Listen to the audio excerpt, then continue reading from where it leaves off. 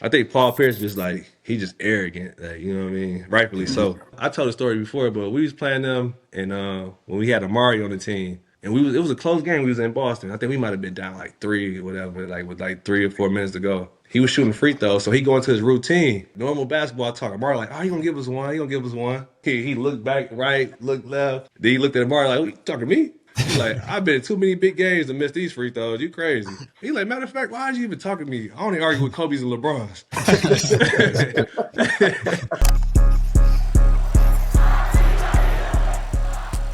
Welcome to Entirely NBA, brought to you by Entirely Media. I'm your host, Darian Robinson, and I'm with my guys, Kyle Murph. What's good, everybody? And my boy, Aaron Miller. What's good, everybody? And, of course, the one and only Chris Lucci. Yes, sir. Very special guest, in my opinion, and a long time coming. I've been trying to do this for a while now, but I want to welcome to the pod my guy, Wilson Chandler. What's going on? What's good? What's good? Appreciate y'all, fellas. Yes, sir. Glad we can make it work. All right, we're just going to jump right into it. So there's been tons of talent coming out of the state of Michigan. Draymond Green, Devin Booker, Jason Richardson, Magic Johnson, Chris Webber. What is it about Michigan that develops these athletes to come out and get to the NBA? I think it's just a blue collar state, hard workers, not a lot of resources, a place where a lot of companies turn their back on, left the state in disarray. Flint, Detroit, Saginaw, and other small towns too around the state. So just, lack of resources. So you fall in love with, the outlets, music, we have Motown, other stuff like that, basketball. And that's kind of what we gravitate towards too, is basketball and music. So just having the lack of resources and just kind of fall in love with the game.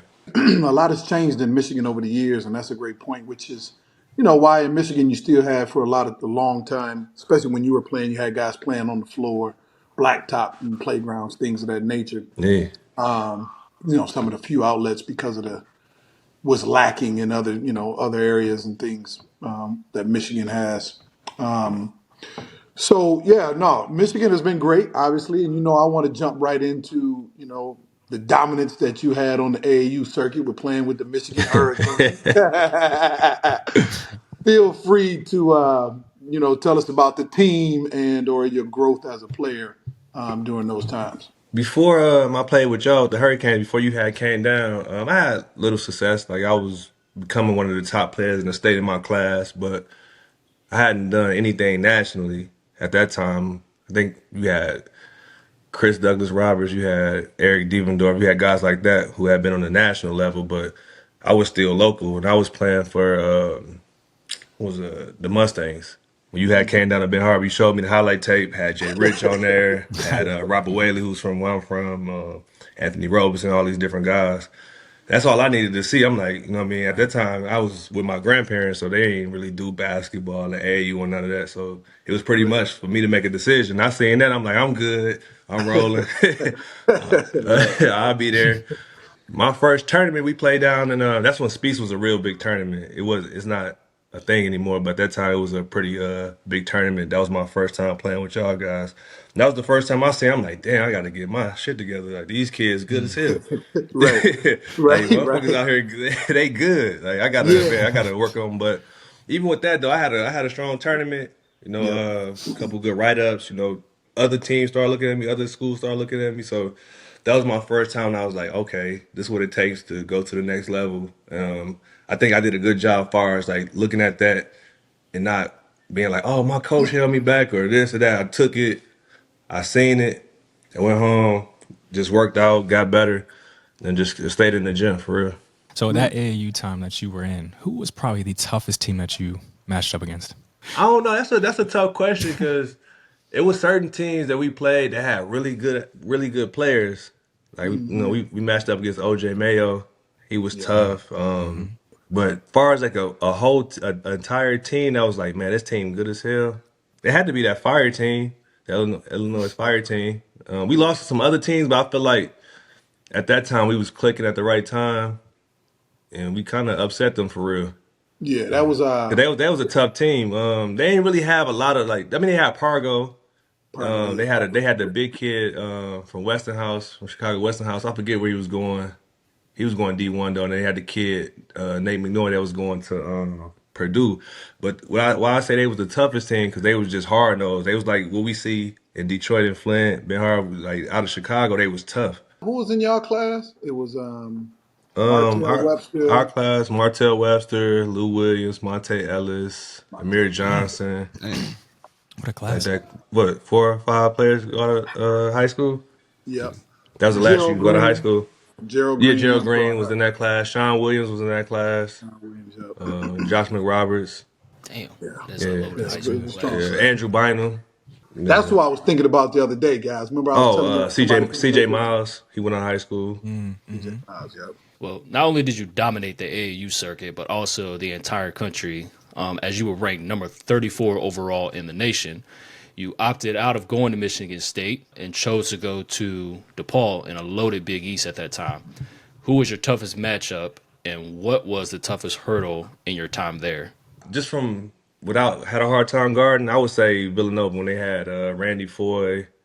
They had Alan Ray and Kyle Lowry? Kyle Lowry. Yeah. Kyle Lowry. Oh, Yeah, he and was they in the had squad, something yeah. too. But the reason why they was all good, but they was all guards. That team was the toughest. But there was a lot of good teams.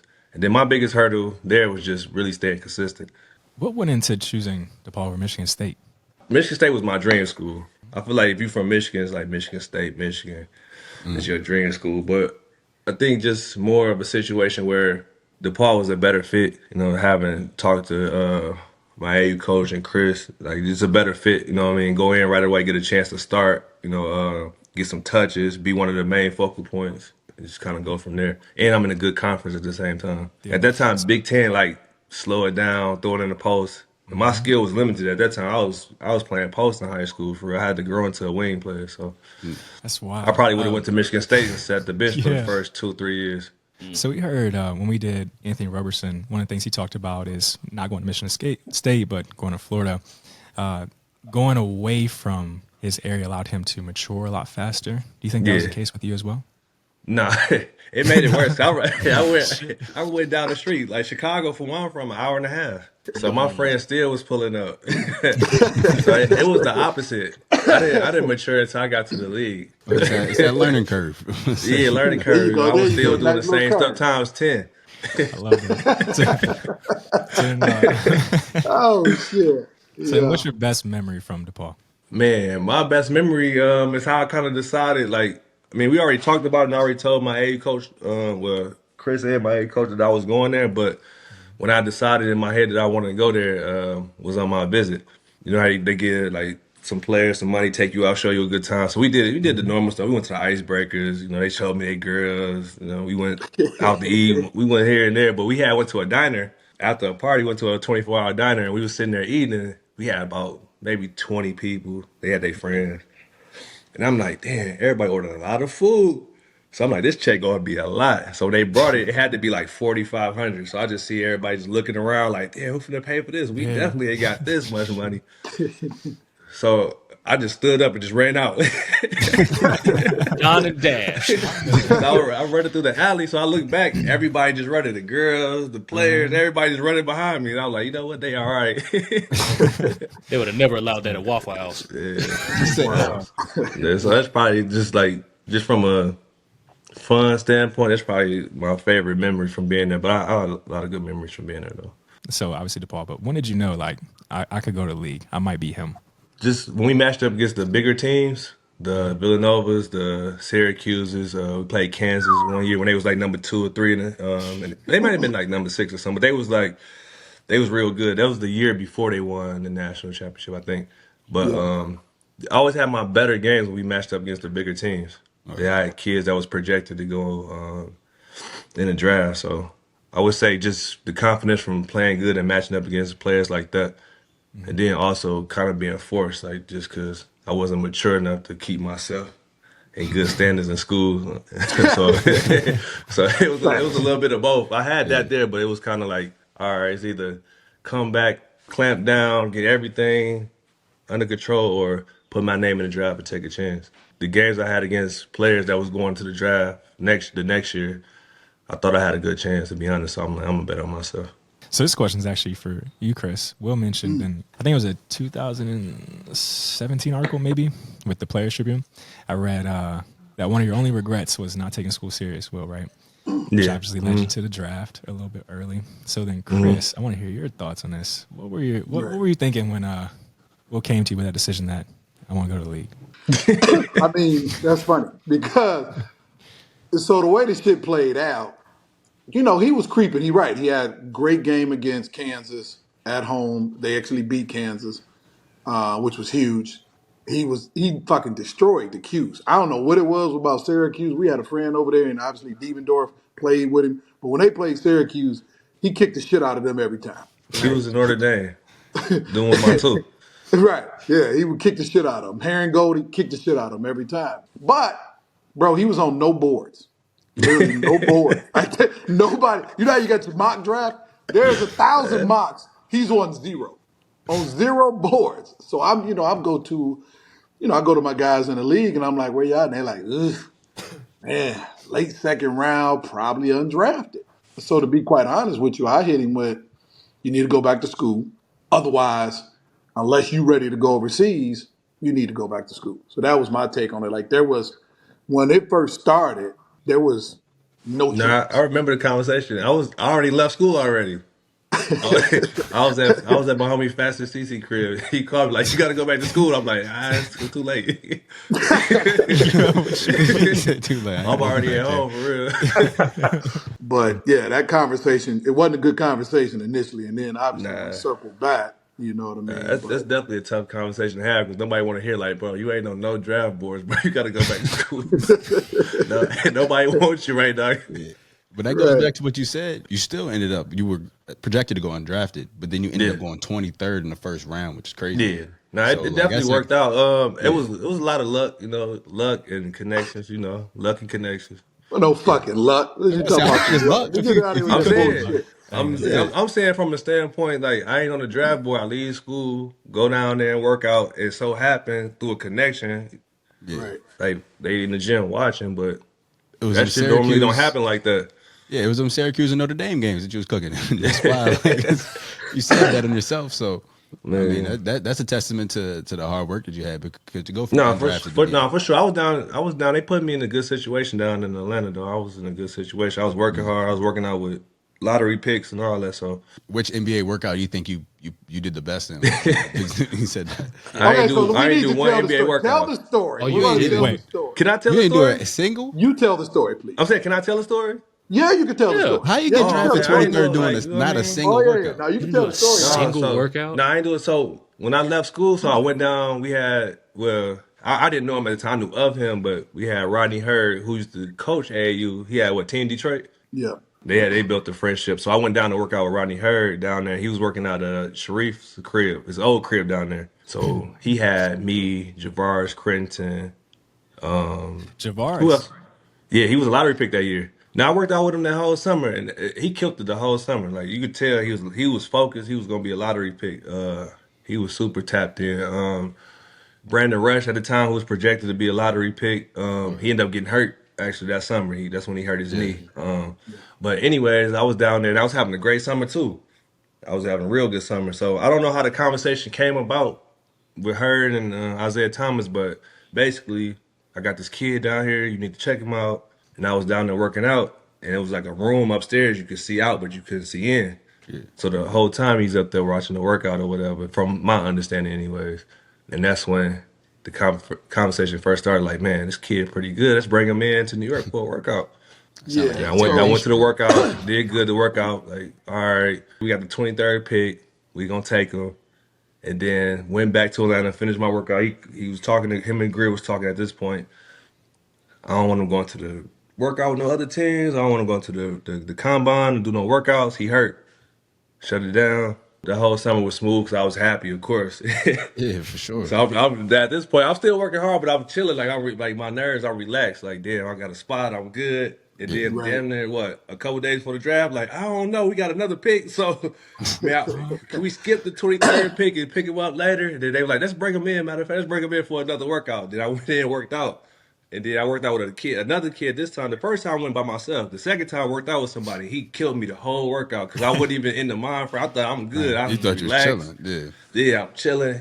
He drugged me the whole workout. I'm like, oh my God, it's over with. Yeah. It's done. No, it's that Detroit grit. But he kept his word though. He agreed.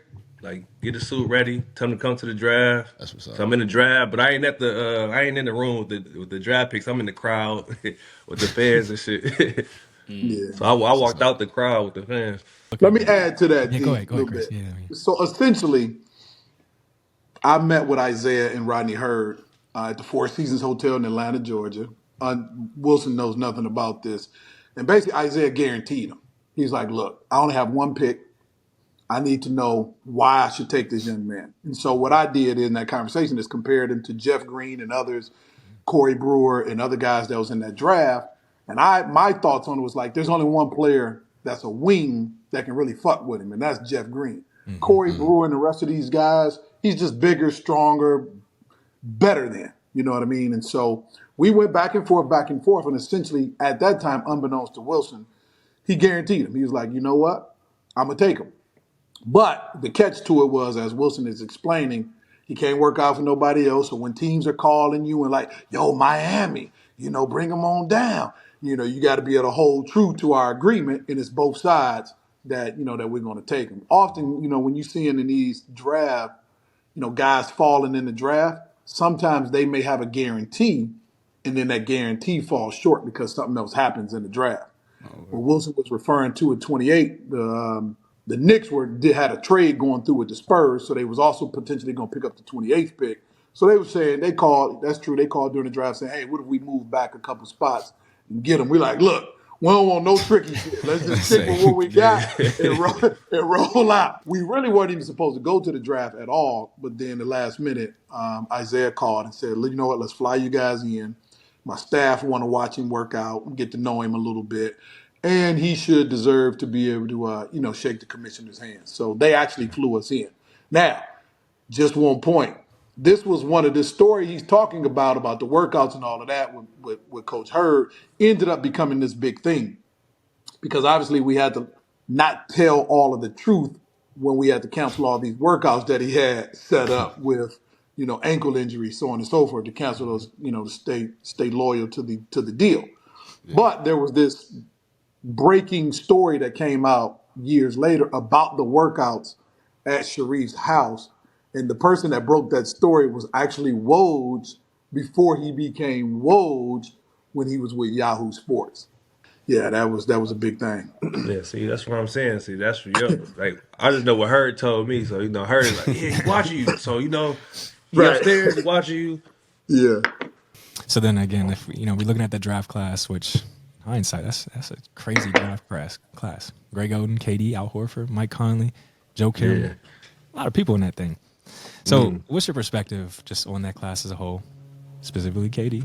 That's my guy too. I think it's an underrated class. It's not 03, it's not, 96 and nothing like that. But outside of KD, of course, like there's some respectable players, Joe Kim, Corey Brewer, Jeff Green, Nick Young. Yeah. And at that time, like everybody's taking Greg Oden number one. It ain't a bust situation to me because he got hurt. Yeah. Mm-hmm. Like when he was on the court, he worked out. Like the team, when he was on the court, the team was amazing. He just got hurt. He was a taller Dwight. That's tough. That's a tough comparison. Yeah, that is a tough comparison. It was clear as day that Greg Oden was number one, period. I mean, that wasn't clear as day. I mean, KD amazing. I'm just saying, at that time, taking him number one didn't seem like a badass idea. I mean, obviously the way it played out, you know what I mean? I think if he would have stayed healthy, it would have been just like, you could take either one. It's Luka, Trae Young. I can see that. Now, Luka, obviously, they say is the better of the picks, but, you know what I mean? You would take Trae Young, too. Yeah, I would for sure. Yeah. Just because of size when it comes to Luka and Trae Young. Yeah. So, Will, let's go to your rookie year with the Knicks. And obviously, a lot that had changed. Isaiah Thomas had went from being the general manager to now the coach. What was it like, playing for Zeke as a coach? It was good and bad. Like, not bad because he wasn't a good coach, but just bad because, I didn't play. Like, you know what I mean? But just watching him, though, what I liked about Zeke is, like, he was always fair. Like, he was in a situation where he could have been an asshole for real. Wasn't winning, went from being a GM to being a coach, you know what I mean? Getting demoted in a sense. Like, he could have been a dickhead about it, but he stayed loyal to the players that he brought in, still gave him a chance, tried to make it work. 'Cause on paper, we had a good team. We had Stephon Marbury at the 1, we had Jamal at the 2, Q Rich at the 3, Zebo at the 4, Eddie Curry at the 5. Then off the bench, you got Nate, you got D. Lee, you got Fred Jones, Malik Rose, you got Jared Jeffries. On paper, that's a contender. Yeah. Right. If everybody mesh well, stay healthy. But I just like the fact that he always stayed loyal. He always gave us a chance too, as black people too. I feel like he's always made sure like we did the right thing. Like that was the first coach too I played for that made us wear suits. We used to have to wear suits to get on the bus. To travel, we had to wear suits. So you couldn't get on the bus without a suit, and you had to have a suit and tie. You couldn't just have a blazer and a shirt on under. You had to have a full suit and tie. So just learning how to be a professional, staying loyal, always keeping your word, stuff like that. So I learned a lot from that standpoint. He told me too. One of the first conversations I had with him when I got there, at the time I was like, man, that's some bullshit advice. Like, cause you always want to hear like the sexy, extravagant like advice, right? Like oh shit. But he told me, he was like, the same thing you would do with a little is the same thing you would do with a lot. Yep. At the time, I'm like, man, like what the hell is that? But now as I get older, just being on both sides, having a little and a lot, like you understand. I had a good time besides not playing. I had a good time under Zeke.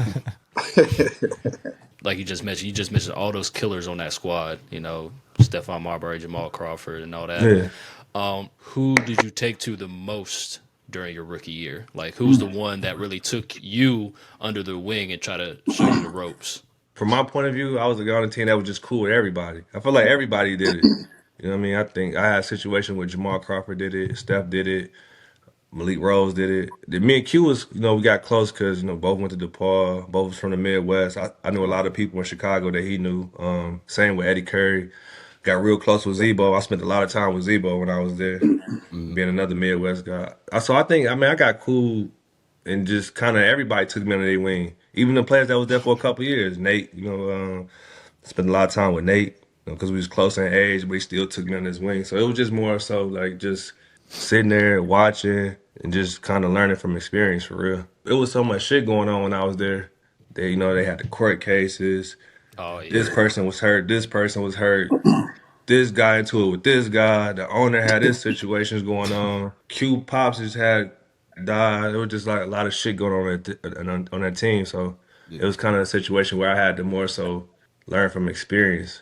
Kyle, before I let you go, so during that rookie season, like you said, you just had to go through a whole bunch of like essentially drama, basically stuff that's out of your control. But what was your most memorable moment from your rookie year? Did you have your welcome to the league moment also during your rookie season? Yeah, I had a few. They weren't necessarily on the court because I didn't play that much, but it was just like little shit. Like it reminded me of like a family.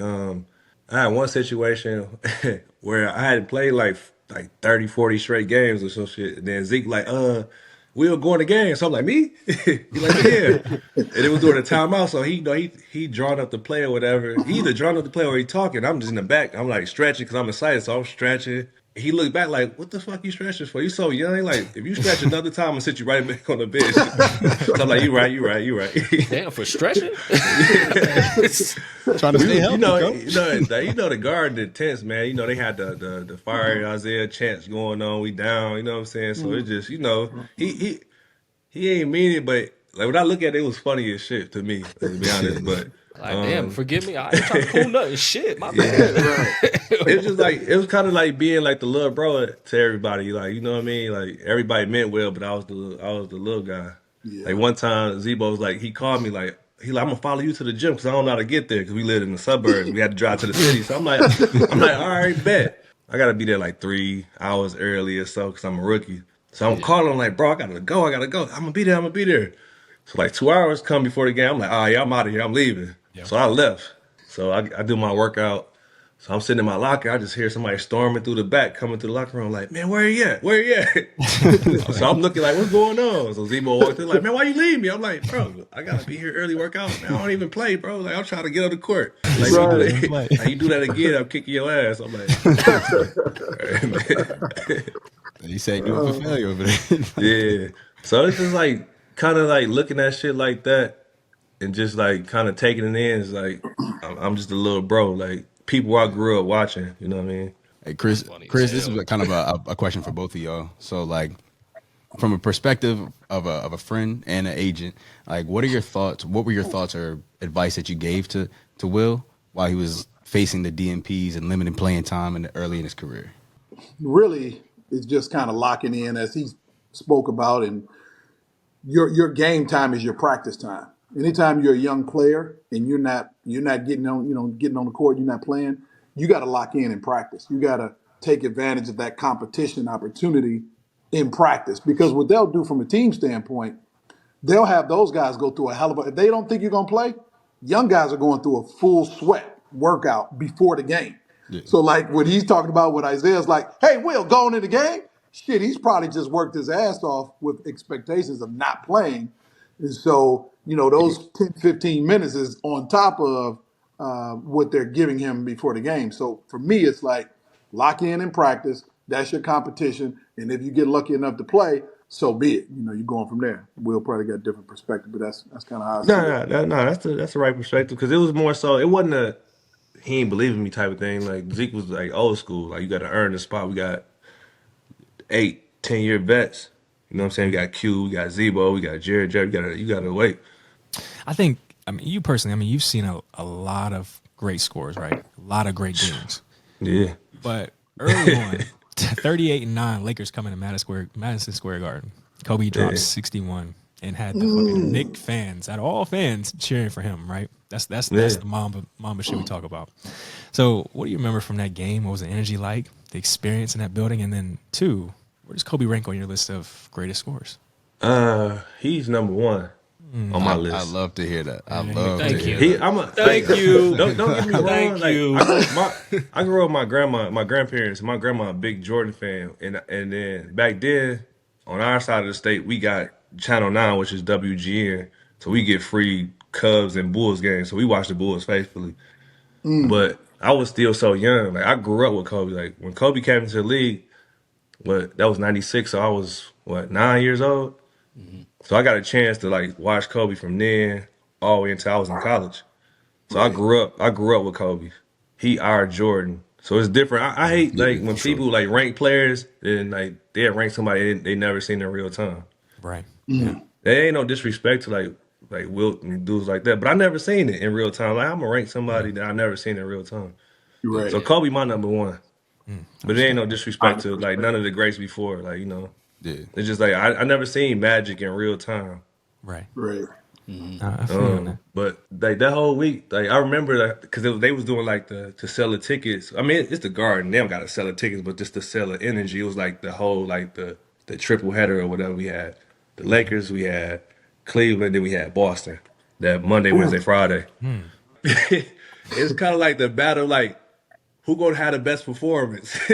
Right. Garden, you know what I mean? Right.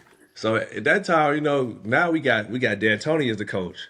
So we ain't known for he's not a defensive coach, and we not known as no defensive team. We don't got no shot blockers. You know what I mean? No, none of that. So like our team defense is non-existent for real. Not because of lack of trying, we just ain't got the players for real. Yeah. We got some good individual defenders, like we had Q, we had Malik Rose, but we ain't have like, all right, if he get past us, we gonna have him waiting here. No, we ain't had a system, like, you know what I mean? So it's like Schemes. you on the island. If you guard Kobe, it's you. You by just stop him. Man up. That's the worst defensive approach Yeah, for that man. that's one they pat you on your ass like, good luck, man. Go ahead.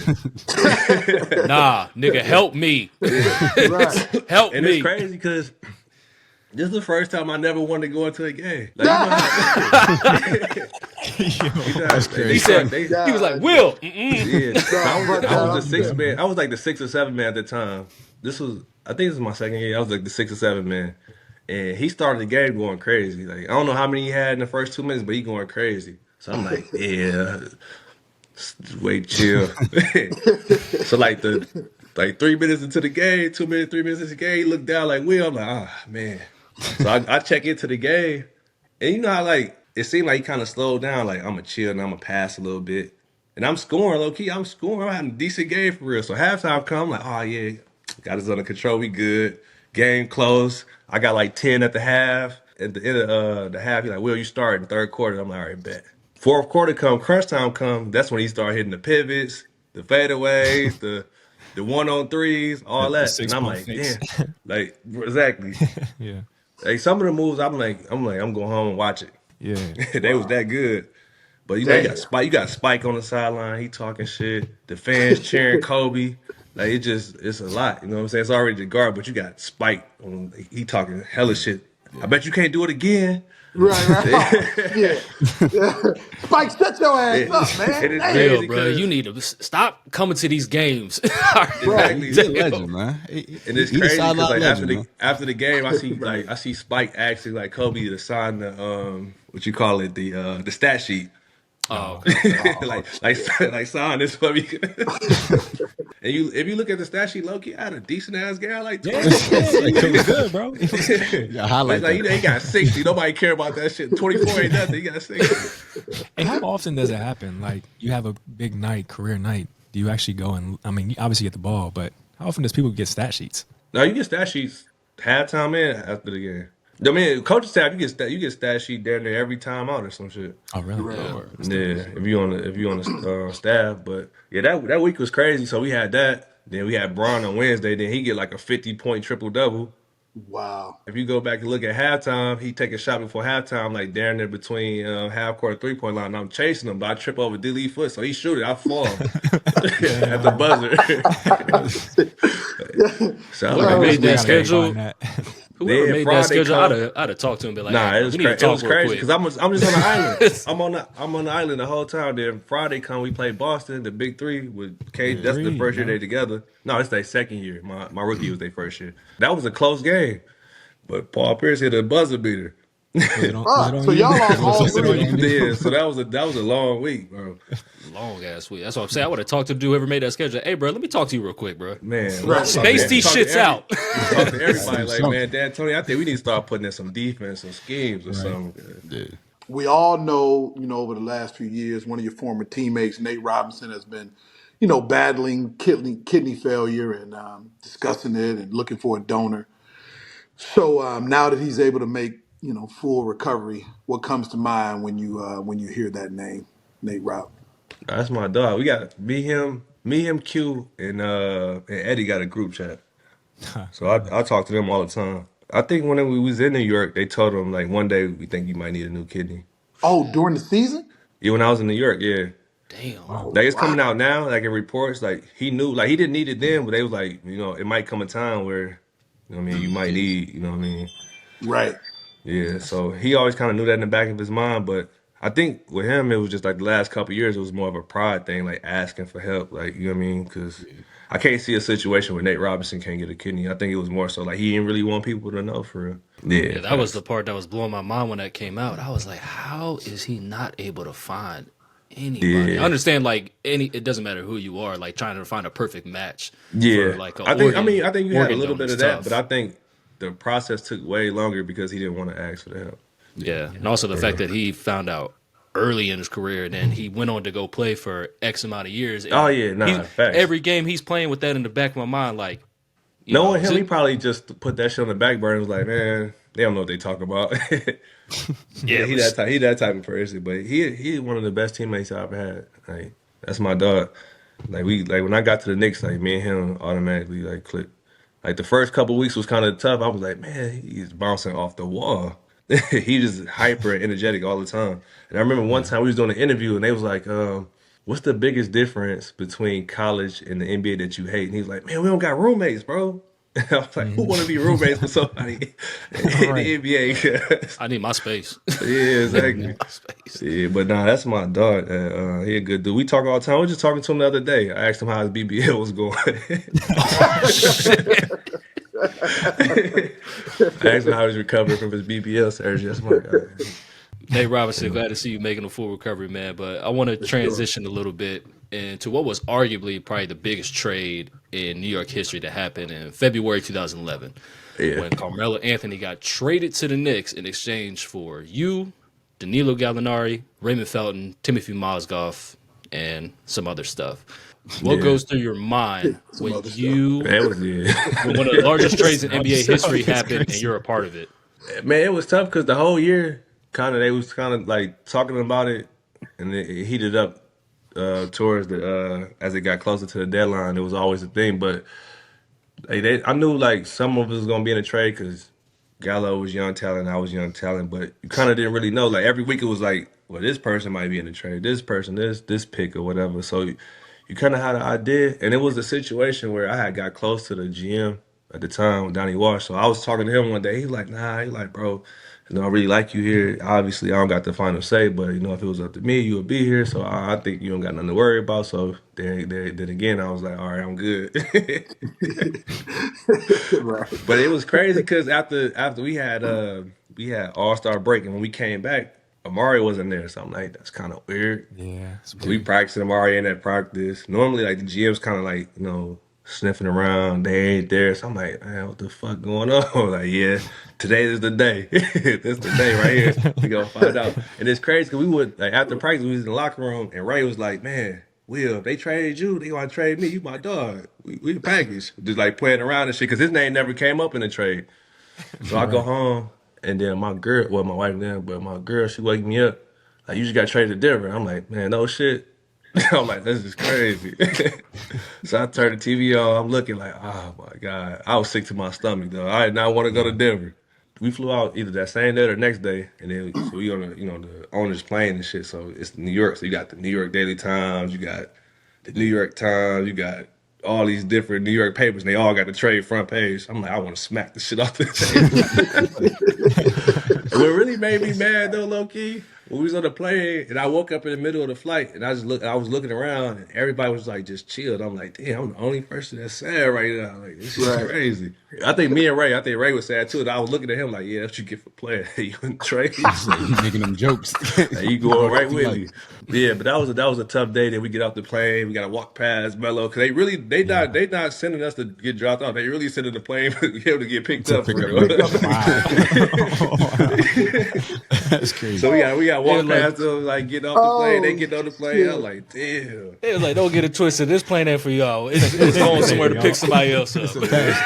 You just happen to be on it. Damn. Yeah, I didn't even realize that was a tough day. That was the first day I was like, yeah, this shit is a business. This is crazy. They just told me I wasn't getting traded. Man, that would have been me mugging Melo. Like, he acknowledged y'all at all, or he just kind of just kept it moving? Like, nah, he kind of just kept it moving for real. Hell nah. That's crazy. Like he said, this city y'all problem, niggas. He spoke, but it wasn't no like let me embrace them like type shit. Yeah, right. like Damn. I ain't put you on game at all. Just like, hey, Nah, enjoy the cold weather. enjoy the scenery, the mountains, and all that. Right. Luckily, you did transition to a playoff team, and you were able to play. Yeah, nah, it ended up working out. It's still one of them things. It worked out. We was kind of similar. Like, obviously, we didn't win the playoff series or championship. It was kind of like that Detroit Pistons team. We didn't really have one go-to guy. Kind of just had a bunch of weapons for real. Yeah, like J.R. Smith, Todd Lawson, Kenyon Martin, Nene. He got a last name? I never knew what his last name was. What's Nene's last name? Yeah, I think Nene is his last name. What's his first name? What's his first name? What It is? What's his full name? I'm pretty sure his last name is Nene, but nobody knows. Nobody ever it called him never by his showed first his name. last I wonder name if or somebody first just name. called him like Nene, and they just always just kept calling him that because I don't even think that's how you pronounce it, to be honest. Right. Yeah, like I don't. And Aaron Aflalo, but y'all had a solid team. No, we had a really solid team, and then we had that team for the rest of that year. Then we switched it up again. I mean, the only problem that year was what y'all went y'all faced that young OKC team. Yeah, OKC. I mean, Hilario. But what made that OKC team that team so special? What made them so special?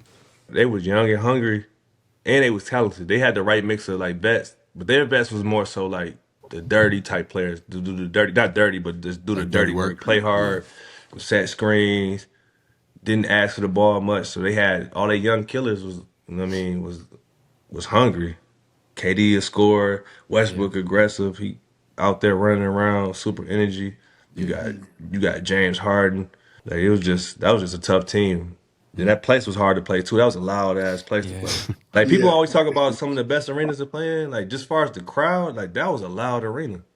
At that time, I don't know how it is now, with the newer teams, but at that time, it was a loud arena. Okay, That was an underrated place to play. For sure. They had a crazy atmosphere. Yeah, I'm sure they're getting back to that same atmosphere now. Yeah. With I hope. the team they got now. Well, I want to ask about one of your teammates specifically, J.R. Smith. Talk about his talent and his overall impression, because he is one of my favorite players, basically because he seems like a rock star to me. You know, Henny J.R. We saw how crazy he was when Cleveland won the championship. He got his shirt off for about a week straight with a bottle of Henny in his hand. The first time I met Swish is when I was playing in New York, and I think him and Eddie Curry got close through Uncle Wes, through Wes. I think Eddie was out living in Detroit or something like that for the summer. I think JR was out there too. And I think they got close. So I think that same summer, at one point we was getting tattoos, and Eddie was like, "It's cool, JR come through." And I'm like, "Yeah, it's cool." He was at my house. And I was like, "Yeah, it's cool." And that was the first time I met him. But he like one of them people, bro. He just like a genuine person. Like he just wears emotions on his sleeve. He's a real genuine person. He's not really gonna sugarcoat nothing. Not really wild though. Just kind of like one of them.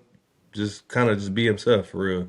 He a good dude. Just super genuine, super family oriented for real. Yeah.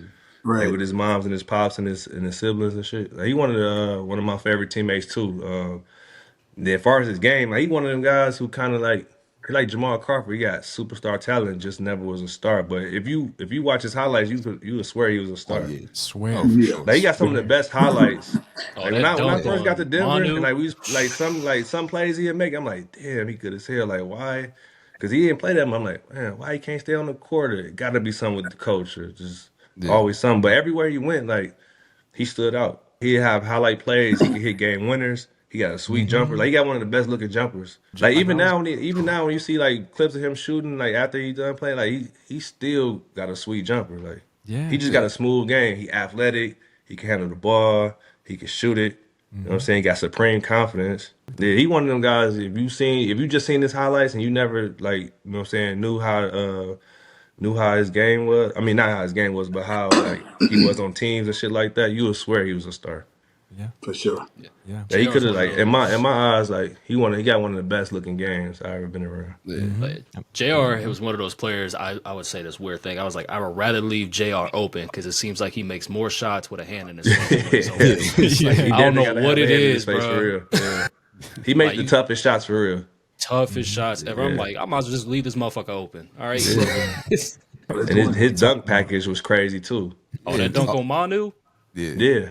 That two-hand dunk he had. I like that one. I like the one shouldn't he have like dunked. the kind of like the 360 or the 180 or whatever you call it New under York? the rim against in New York against Miami. And the chest pass. Yeah, that was. I was like, how you go through a chest pass? You're going to decide to jump. That was against Miami too, huh? Reverse it, yeah. Yeah, it was. And what's crazy to me is when they talk about, you talked about his jumper, when they talk about some of the prettiest jumpers, I personally always put his in that top 5 for me. Like it's Yeah, he top 5. He in there with Ray Allen. So you brought up Russ a little bit. So I want to ask you specifically about that game. I think it was 50 points, 16 boards, 10 assists, or something like that. Yeah, when he hit the In game winner. You remember? Yeah. Yeah. Walk me through that. Nah, you can see me at the end. I'm doing like this. I'm like, dog. Less than 5 seconds on the shot. He's going to have to rush one, and Westbrook ripping down the rebound. Westbrook will pull up at the other end and score over Chandler. To the glass, which is going to free up rebounding from the backcourt. Westbrook pulls away from Gary Harris and scores from the elbow. That would define shooter's role right there, partner. I like that elbow shot. Westbrook waiting for a screen, throws it back over the top. Chandler comes to meet Adams, who scores on the hook. And I like that when he keeps moving. You know, he favors that left shoulder as Nikola Jokic misses the 3. Westbrook runs right onto the rebound and scores in transition, stopping, popping, and dropping. Wow.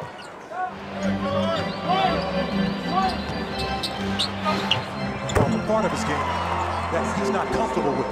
Didn't shoot the ball well the other night. Harris missed 20 games early in the season, and here he's just an onlooker. In fact, facing the wrong way as Westbrook pulls up and scores again. He's got 12 points. So with the numbers, you're not sending over a double team on Russell Westbrook. Westbrook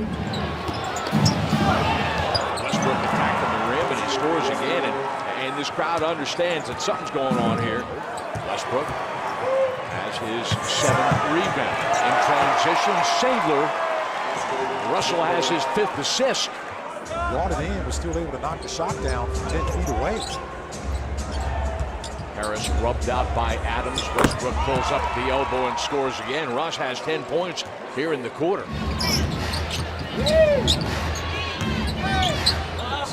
Depot can't finish at the rim, but there's the tip back for Westbrook. Give him the point, rebound, double-double. This is where the Nuggets had trouble in the first half, scoring in set pieces. Westbrook at the three-point line, nothing but the bottom. You know, you talk about the balance in his game. The first couple of plays, he was trying to get his teammates involved. If you need a bucket, man, he is always there to deliver. Found a little bit of space. One of the things that Denver has done very well is move the basketball, averaging 28 assists a game in this late run. They have 18. Westbrook has his 8th as he finds Gibson underneath the basket. 16-2 advantage in second chance scoring is that Denver has outscored them by 24. 10 makes from 3 for the Nuggets to only 2 for the Thunder. Westbrook, that'll be an and 1 for Russ. Absorbing the contact scoring. He had no chance to get that rebound over as he went over the back of Jeremy Grant. Westbrook set up by Robertson for 3. He's got another. Plumlee, not a great free throw shooter. Westbrook has his 13th rebound off the miss. That's why when he tried to go up with that shot, you hack him. You tie him up. Don't let him get it up in the air. Westbrook looking inside. Sets up Thunder to score. Russell Westbrook is 1 assist away from NBA history. All right, this crowd here is giving me anxieties. Russell for 3. Right down Main Street. Working off it. Russell kicks it to the corner. And he's got it! That is the stuff of legends right there. With his 42nd triple-double, Russell Westbrook has broken the single-season record established more than a half-century ago by Oscar Robertson. History rewritten in Denver. Rising to its feet as Westbrook's accomplishment is acknowledged by the public address announcer. A very classy move here at the Pepsi Center. Westbrook now with 37 points to go along with 14 rebounds and 10 assists. Gallinari outside, short, leaving the door open for the Thunder, which has a chance to run. Russell, Euro stepping his way to the rim and he scores. Great work by Oladipo and Adams as the Thunder drops another fast break bucket. Thunder's out of timeouts. Adams gives it back to Russ. Deep shot! What a perfect ending to a historic day! Okay. What did you just say? He's still young. Mark What did you just say? He's still young. Give him a chance, bro. I like, Let him be to be a honest, 50-50 pick. I'm probably like one of the only people, like, I wasn't mad at it, though.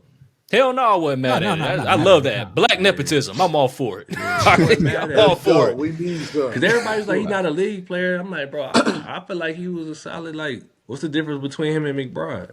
I mean, I'm not saying, like, McBride not good. True. Like, McBride is real good. But they kind of got a similar profile. They both can shoot it. They both athletic. They both about the same size. I'm not saying that, you know what I'm saying, like, McBride is, he's better than McBride, but I'm just saying, like, size-wise, and, like, just comparing them. If he can be effective, like, because they were saying, like, his size is going to keep him from being effective, but him and McBride, like, the same size. Yeah, but McBride ain't had no expectation. He just came out of nowhere. And he started shooting. Bronny. I like McBride a lot, too.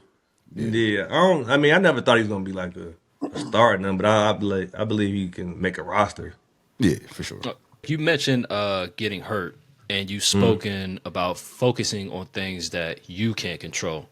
How did you apply that mindset in your basketball career, especially during that time when you had that labral tear injury? Yeah.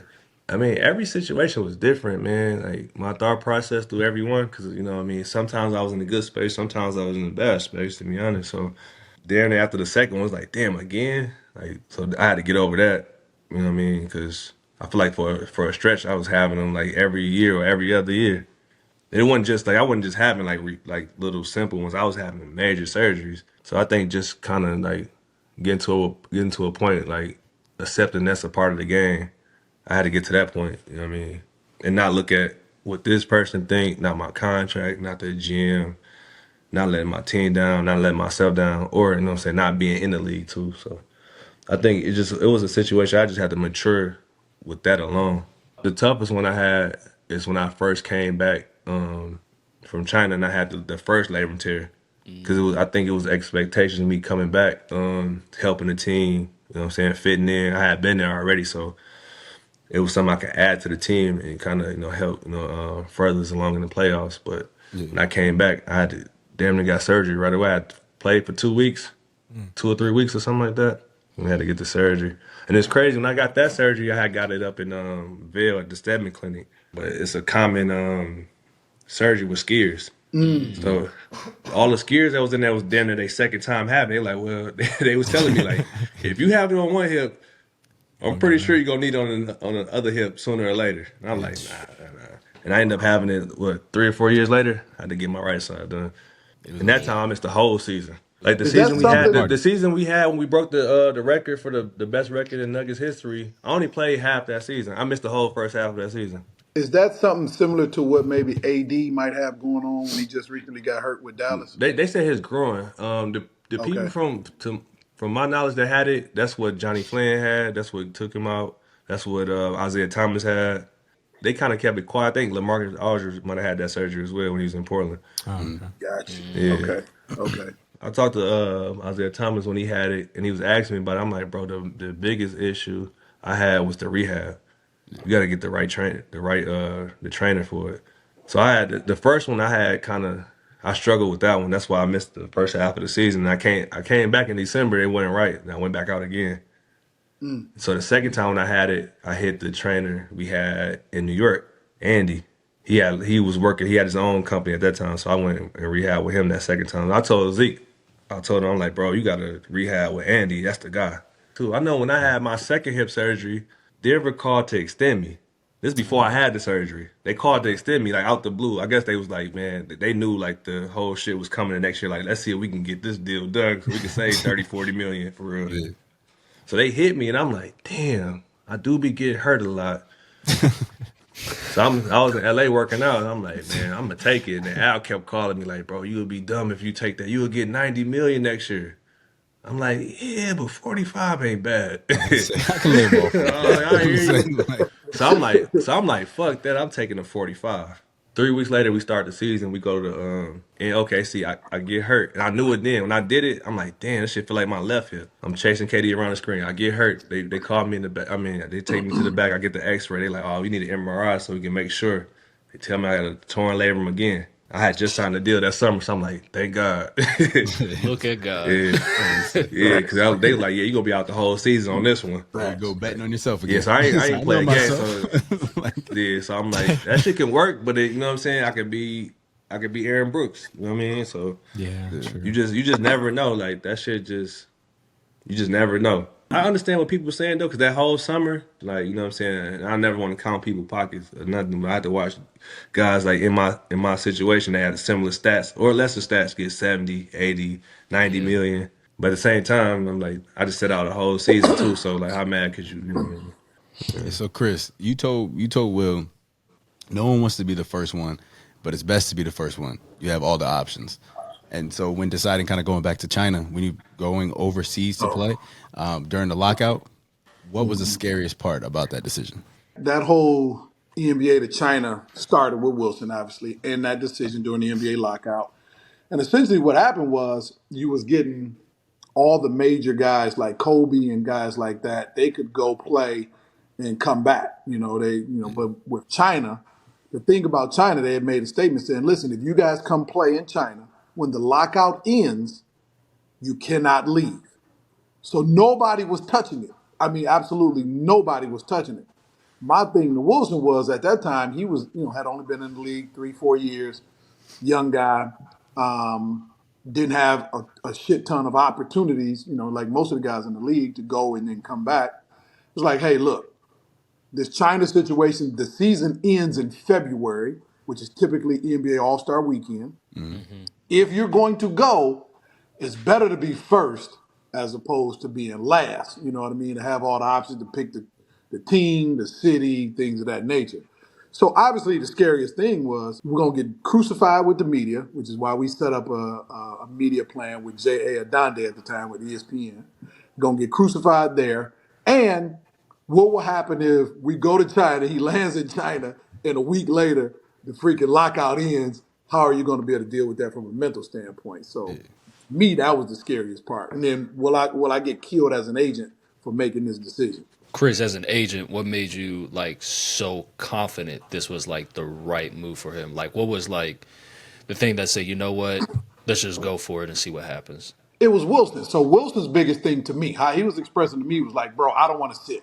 Like, I want to keep playing. I'm at a prime stage in my career. I want to keep playing. You know, he was making, $1 million. He was a late first round pick. The salaries was much lower back then. So he wanted to play. That was the biggest situation for him, is that he really wanted to play. I don't know that I knew that it was totally the right move, but I knew that it was going to benefit him financially, right? Because he signed for just under $2 million tax free. And obviously he was going to be able to play a shit ton of minutes. And we knew the season ended in February. You know what I mean? So he was eventually coming back to the NBA. It was just a matter of when you were coming back to the NBA during that season. So that was my take on it. I remember when it happened. I was in Miami. You called me. We was talking about it, and I was like, "Yeah." I'm like, I ain't really. I don't think I ever had a moment when I thought like, "Man, I don't want to do that." Now, even when you brought it up, I'm like, "That ain't bad. I ain't doing nothing." Like, you know what I mean?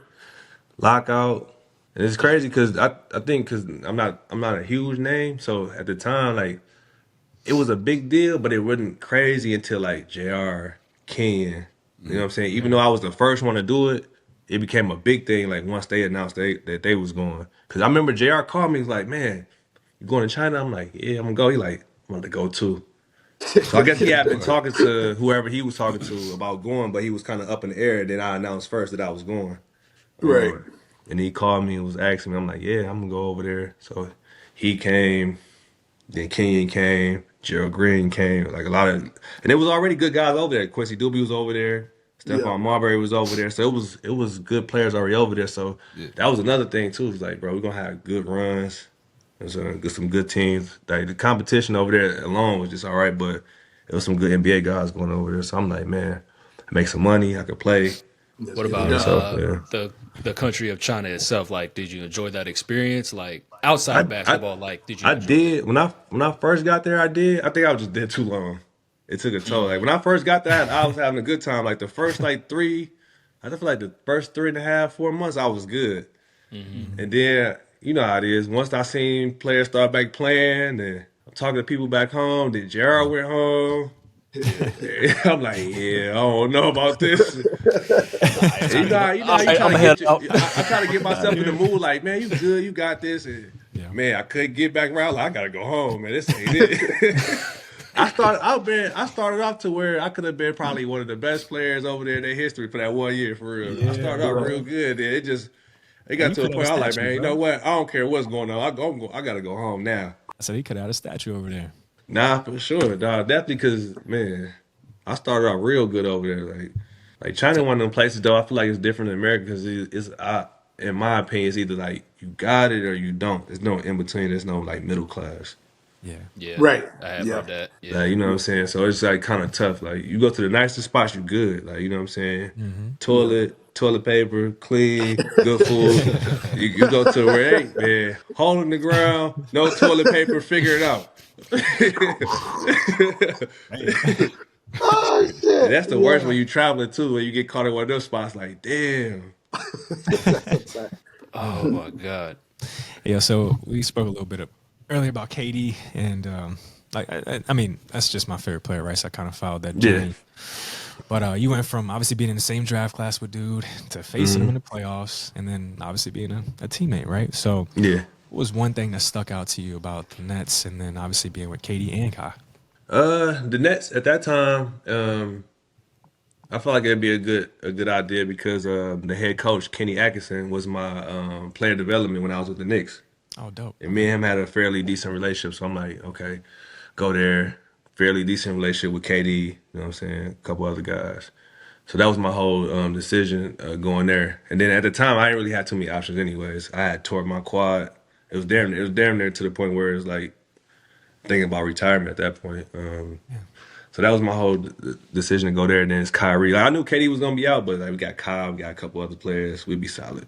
Everything was cool. Like Sean Marks, good dude. Kenny, good dudes. I never had a problem over there. And then just being around KD, I had been around him already, but being around him just like while he was hurt, rehab and just his work ethic.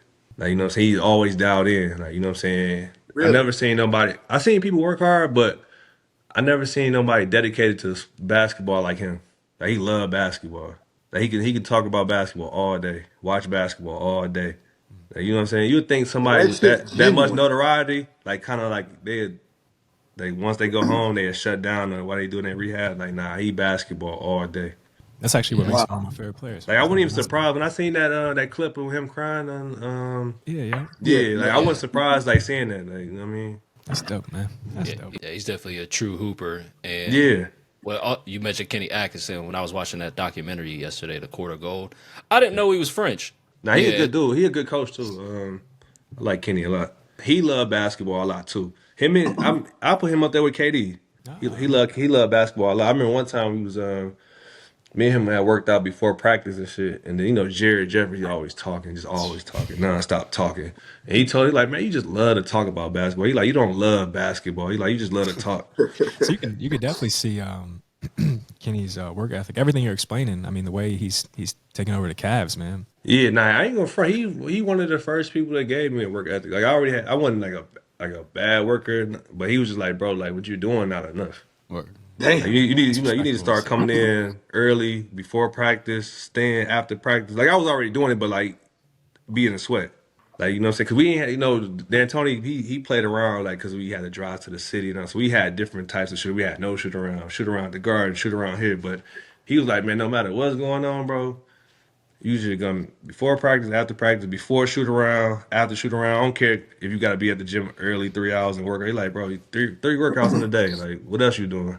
That's true. Yeah. So watching you throughout your career, one of the first things that popped out to me, other than your play itself, was the tats you had, man. You got some incredible tattoos. Yeah, appreciate it. And a lot of NBA players have meaningful ink.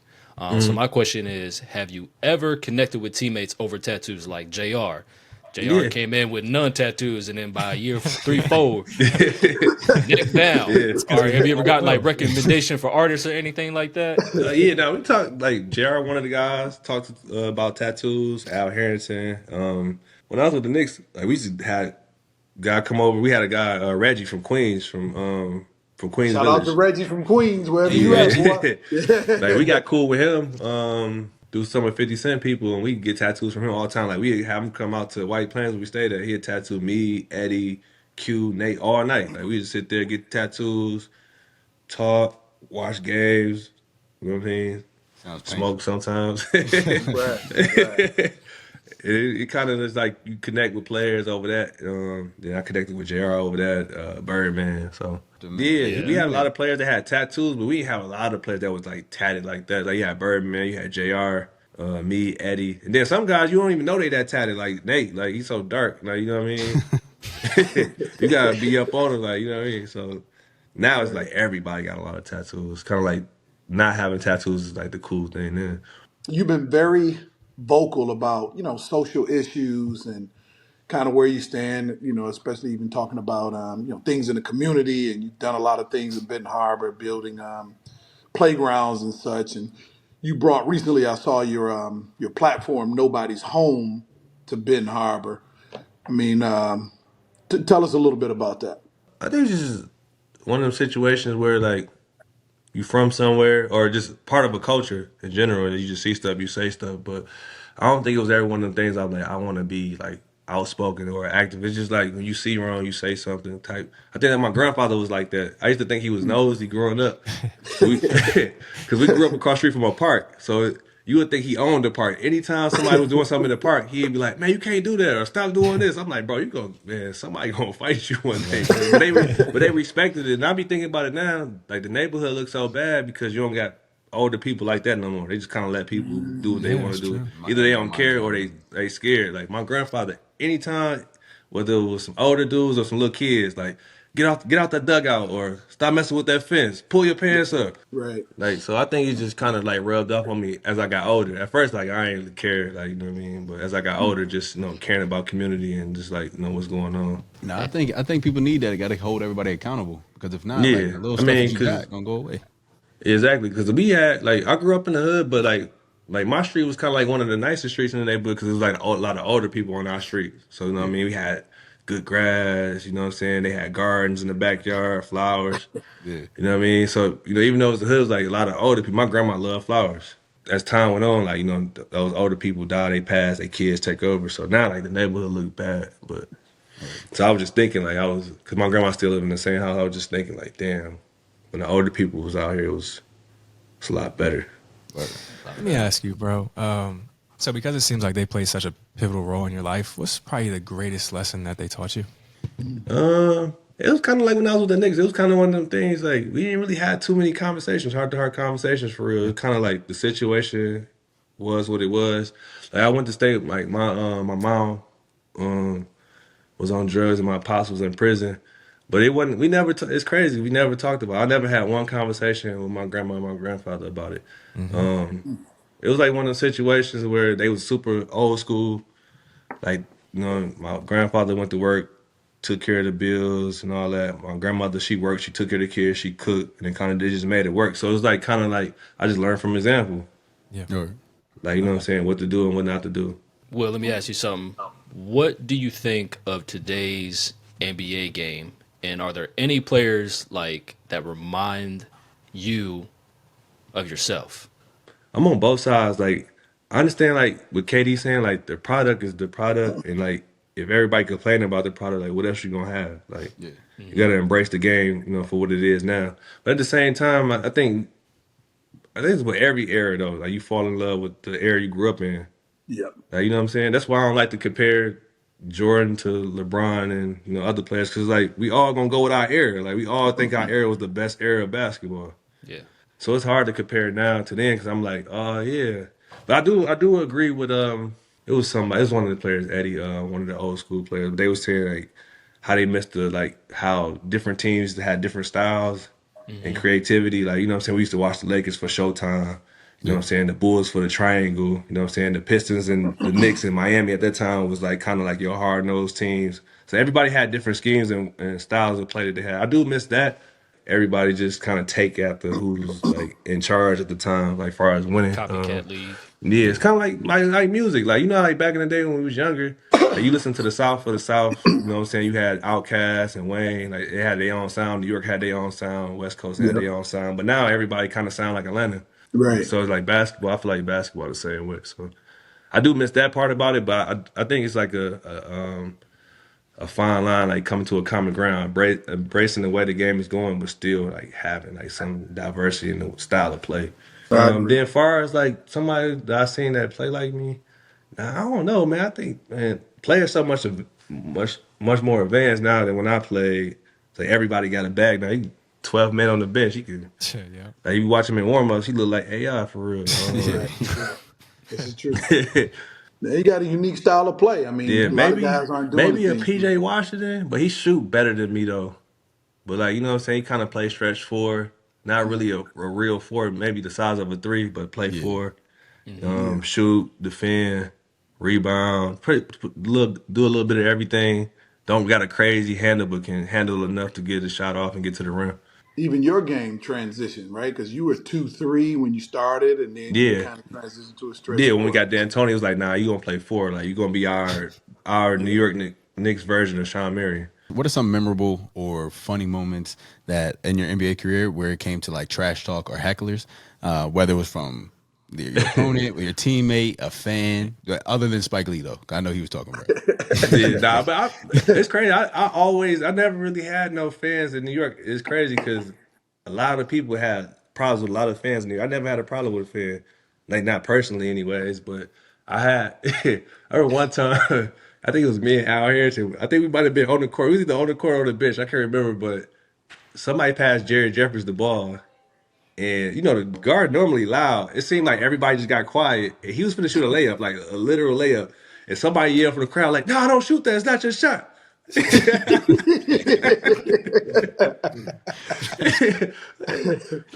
Damn, man. Oh shit. That shit was funny. But like trash talking, I mean KG, like that's like if you in that area, like he got to be number one. Like there's a lot of people that talk shit, but KG talk a lot of shit. A He's lot. angry. Like you don't Always angry. then sometimes you don't know if he's talking to you, himself, the crowd. Like you just don't even know. Like, dog, like what is you talking about? Like I ain't even say nothing to you, cuz.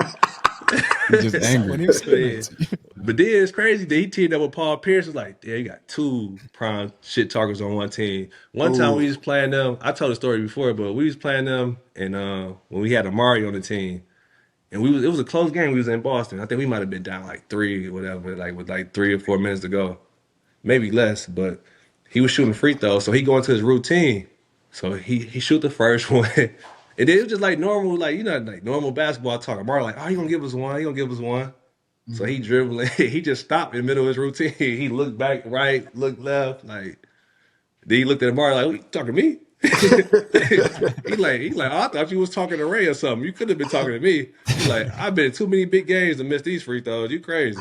He like, matter of fact, why did you even talking to me? I only argue with Kobe's and LeBron's.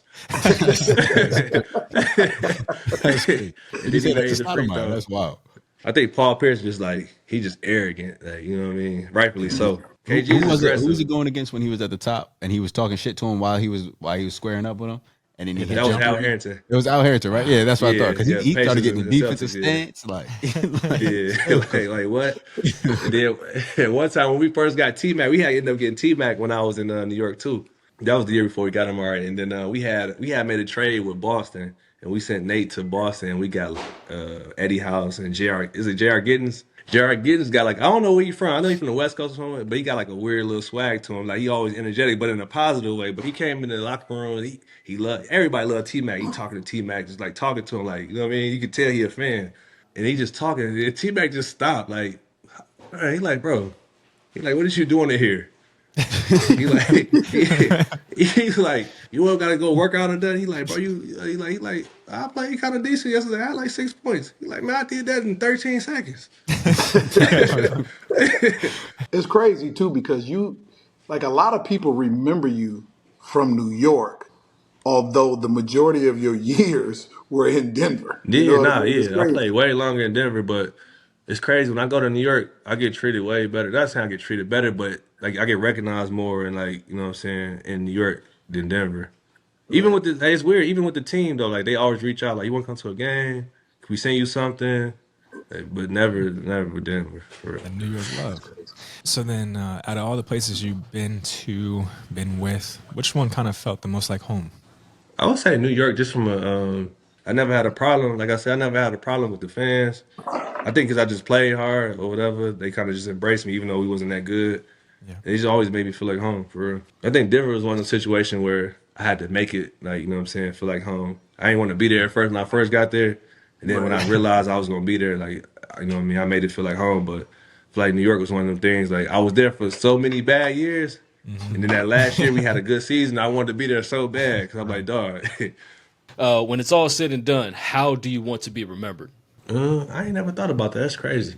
I think I'm cool with, like, just, like, kind of, like, letting people, like, remember how they want to. Like, you know what I mean? I don't really want to say I want people to remember it a certain way. Because I feel like just being in that small percentage of NBA players, like, I did everything I wanted to do. Like, you know what I'm saying? Because I never, like, we all say, like, I want to play in the NBA, I'm going to play in the NBA. But, like, the odds of me playing in the NBA just from, like, how I grew up and just, like, even how I left school, like, not being on the draft board, like, I exceeded all that, like, just by getting drafted. And I played 13 years. So even with not having the career I thought I should have had, you know what I'm saying, because of injuries and stuff like that, like, I still, like, I'm good with it. Like, so just from that, I'm good. Like, I don't even, to be honest, I ain't never thought about it because I'm good with that. You know what I mean? Yeah. And don't get me wrong, like, do I want to be a Kobe, have rings, and be all time? Hell yeah, but at the same time, like, you know what I'm saying, it ain't happening, but I still live my dream for real. Let's give our guy a round of applause because that's a hell of a thing right there, man. I love it, bro. Congratulations. Seriously. Yeah, I mean, all things considered, some guys that come on here and they say, "I want to be, remembered as this or that," and shit. Then some, then guys be taking a stab at you. You know what I Yeah, you mean? know what Like, I'm so, saying? Like cause you can't really you dictate how wasn't people. that. You can't really. I mean, if you a star, you can't argue with numbers, but like Right. you can't argue how somebody feel about you. You ain't gonna be like, you know what I mean? So Can't make I'm everybody good. look. How it turned out for me, I'm straight. Yeah, for Like, sure. you Absolutely. know what I'm saying? What I wanted to be different and you know what I'm saying, won some chips, you know what I'm saying, made 300 million. Yeah. But I'm good. Like from a small town, 9,000 people, played 13 years, then grow with my parents, you know what I mean? I see it as successful.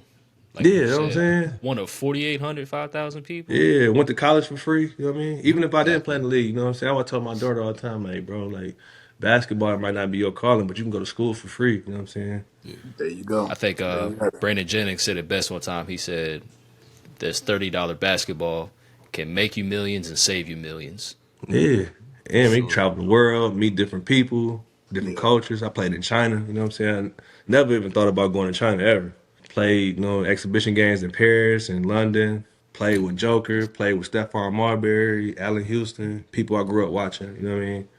Right. Then to be retired, then, watching the finals, everybody hit my phone like, oh, man, you hear what Joker said about you, man? You was one of his mentors. Like, you know what I I mean? saw that. I saw that. Yeah. Obviously, you being a dad, what is the best thing that you've learned about being a father?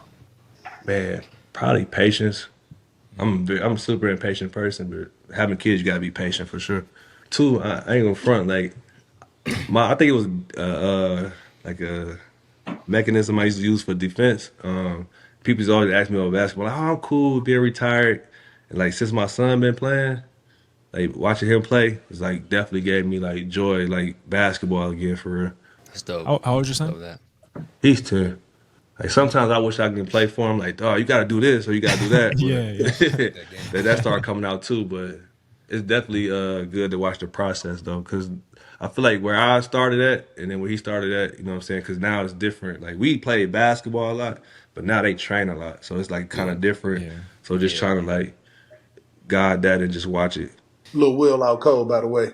Buzzer beater at the NBA Players Association tournament last summer. So yeah, we know. Okay, Oh okay, shit. Yeah, all He right. said, "Yeah, all right." And then my last thing was obviously Chris, Will. I just want to leave this for you guys, mainly you, Chris. Just talk about how special this relationship is with Will. You know what's crazy?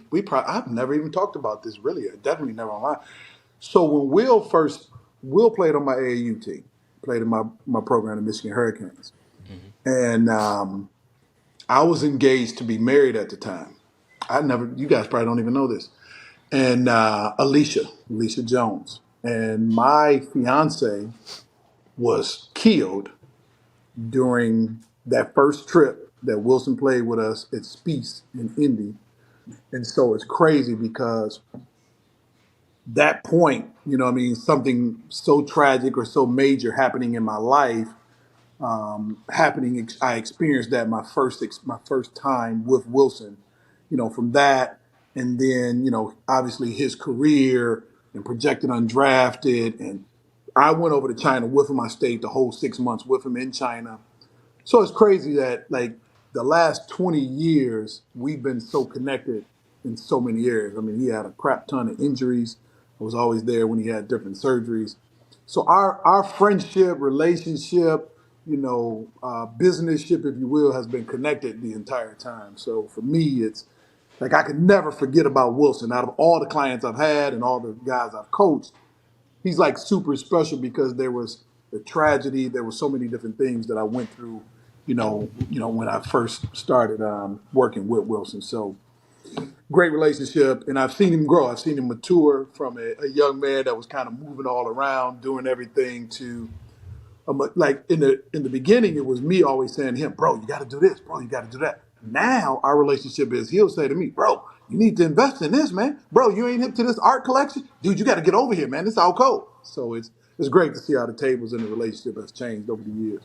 Our relationship definitely special because like with basketball, like with kids, coaches, like it's always kind of like a "what have you done for me" type situation. But when he first came down to Ben Harbor, first of all, that's a long drive. Even though it's both in Michigan, it's still a 3-hour drive for real. It ain't, 3 hour ain't like drive, it's up the one street. It's way. a 3-hour drive. But just having at that time, because I said I was a pretty good all state player, but I hadn't done anything nationally. Like having somebody come in with a program like that, and just I like growing up with my grandparents. Like it's kind of different because like not grandparents are. We don't get you what you need, not what you want. Right. Yeah. You know what I mean? So just having somebody come in like, okay, we want you here. You know what I'm saying? Make you feel special. You know what I'm saying? I felt like that when he first came down, and then even when I played, you know what I'm saying? Went right in, played. You know what I'm saying? It wasn't even one of those situations where I had to get comfortable. Like felt comfortable day one. Man, even with school, like making sure my school stuff was together. All my school stuff was all over the place. Right. Like, oh, what school you gonna go to? Oh, I ain't even thought about that yet. I ain't even got grades for real. Helping get my grades the right grades together, navigate, you know what I'm saying, different coaches in college, meeting with them, make sure I'm in the right position as far as that goes. Even when I decided to leave school, it's like, well, all right, since you ain't going back to school, this is what we need to do. So, you know what I mean? Then we had, lots of ups and downs throughout that, but at the end of the day, you know what I'm saying, we back here, you know what I'm saying, just like, it was then, so. Well, guys, listen, that's a wrap, folks. I mean, Will, it was a pleasure having you. We've been Nah, trying I to. appreciate it. It was cool. Thanks for coming on, vibing with us, man. We Nah, I appreciate appreciate you. you fellas for sure.